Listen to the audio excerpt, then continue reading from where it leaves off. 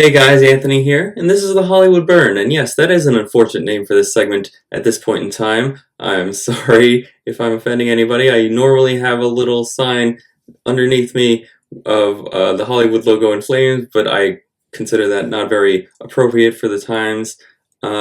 If you are affected by these wildfires, I'm hoping the best for you. But in any case, on this segment, no matter what we call it, today we're reviewing Wallace and Gromit, Vengeance Most Fowl, which, if you're not familiar with Wallace and Gromit, I'll give you a quick little recap. So, Wallace, he's the human being in this duo. He's an inventor, he's a smart guy, although the word doofus is probably applicable to him because he's very oblivious and absent-minded. And his comedy partner is Gromit the dog. He's silent, he doesn't even bark, he doesn't make any noise at all, and they're a very beloved, funny British duo. My understanding is it's almost up there with Doctor Who in terms of how it's revered among the British audience. These two were introduced to us back in the 1990s with 3 shorts, or specials, I guess you would call them. And then there was a 4th short in around 2010. But before that 4th one, they had their own feature-length movie, Wallace and Gromit: Curse of the Were-Rabbit, in 2005, which it doesn't seem like 2005. It seems like it was much later, but I guess it was 20 years ago that came out. Weird to me. Now on Netflix, they're back in an all-new feature-length movie, Wallace and Gromit: Vengeance Most Fowl, which brings back a classic character that a lot of people wanted to see again. As far as the plot is concerned, it's about technology and what role it plays in our lives. Wallace, as I said, is an inventor, and he has a new invention. Wallace and Gromit, in everything they're in, they're always strapped for cash for some reason, and they need to start a whole new business to raise funds for them, and they do that here. So Wallace creates something new. Gromit's a little bit skeptical of it. Meanwhile, an old adversary returns, and he's back to cause mayhem. That's pretty much the whole of it. As far as who this is for, well, it's clearly for kids, but I don't want to say, oh, kids will love it, because it depends. I would say people who love cartoons will love it, and also kids who like cartoons for their humor will love it. Not all kids love cartoons for humor. Some kids watch cartoons for action. Others watch cartoons because there's a pretty princess there, and they want to be that pretty princess. There's no princess in this movie. But if those kids like comic mischief, as video game boxes put it, then they will like Wallace and Gromit most likely. So even though I think people who enjoy this genre of movie will like this movie, there are a bit of nitpicks that could get in the way of your enjoyment of this movie. First being the animation. If you're an animation purist, well, you're probably not watching this video and you probably already know all about it, but traditionally, Wallace and Gromit has been entirely claymation. It's a guy, Nick Park, he started these cartoons. He made them out of clay, like a dreidel, dreidel, dreidel. And yeah, Wallace and Gromit was fully claymation in its first inception. Now it is still a lot of claymation, but there is some computer-generated imagery mixed in, which you can argue is kind of ironic for a movie about technology in our lives. There's also how Peter Sallis, the voice of Wallace, passed away, and in this movie they did not use an AI replication of his voice. They got somebody to duplicate his voice, a new actor, and the good news is that voice sounds just like the guy. It's a great solution to this situation. I cannot stand when a new voice is coming out of a beloved character. It's just very grating to me.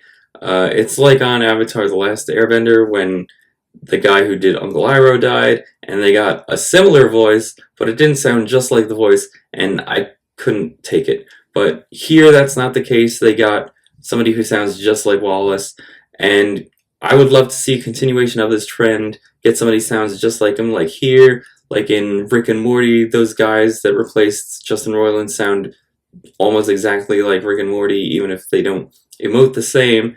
So I'm hoping that's the new standard going forward, and we don't go back to just getting good enough voice actors. Now, I hate when movies condescend to the viewer through wokeness.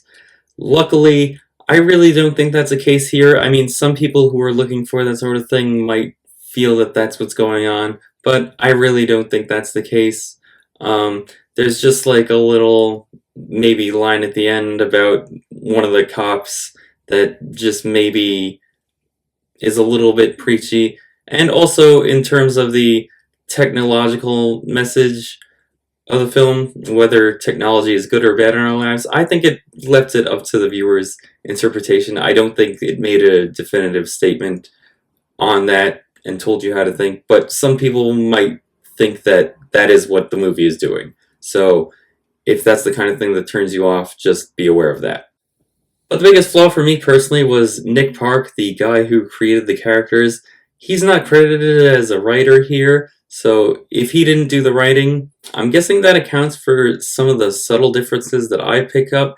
Like if you're a hardcore Wallace and Gromit fan, I mean, I'm not hardcore, I wouldn't say, but I am a big enough fan where I was able to guess Wallace's computer password like right away. So I do like these characters and have for probably 2 decades. But yeah, Nick Park didn't do the writing, and I think the new writer just took it in a little bit of a direction that not took it in a new direction, but just there's some little things that just don't sit well with me. So I don't love this as much as other Wallace and Gromit stuff because okay, they brought back this character, like I said. He was a great character, but the thing is, some things are great because it's just a one-time thing. You know, like the value of things, the more you have of it, its value decreases. And I feel like by bringing back Feathers McGraw, that's kind of what happened.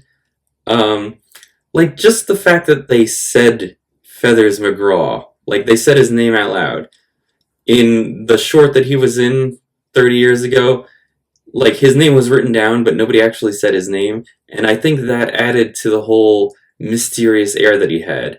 Now, that air of mystery is a little bit diluted, unfortunately, and he's used kind of not slapsticky, but he just had this menacing air to him, just like this, like he was just some calculating super genius that, you know, if you were able to beat him, you got lucky or you were just on his level.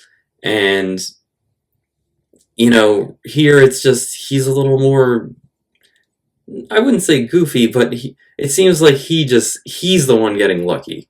And that just doesn't sit well with me.